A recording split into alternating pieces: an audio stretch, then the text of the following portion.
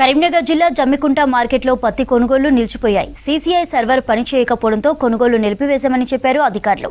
మొన్నటి వరకు బయట తక్కువ ధరకు పంట అమ్ముకున్నామని చెప్పారు రైతులు.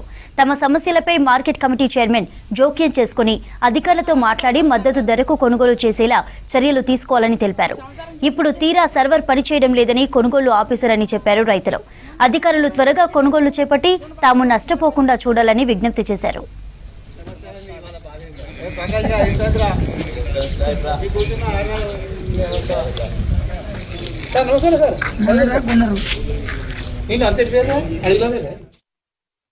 సీసీఐ వాళ్ళు అట్టిదారులు ఎవరు రాలేరు.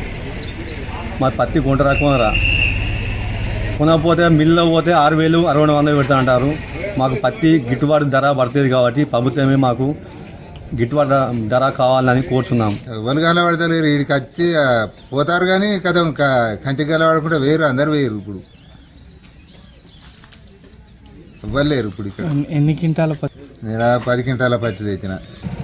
ఇతర కారణాలు ఏమన్నో చెప్పేసి రైతులను ముంచడం జరుగుతుంది. మేము ఏం మాట్లాడినా కూడా లేదు, పత్తికి ఇంతే ధర ఉంటుంది, మీకు వీలైతే ఎక్కడైనా చెప్పుకోకండి అనే విధంగా మాట్లాడతారు. దయచేసి ప్రభుత్వం పట్టించుకోవాలి.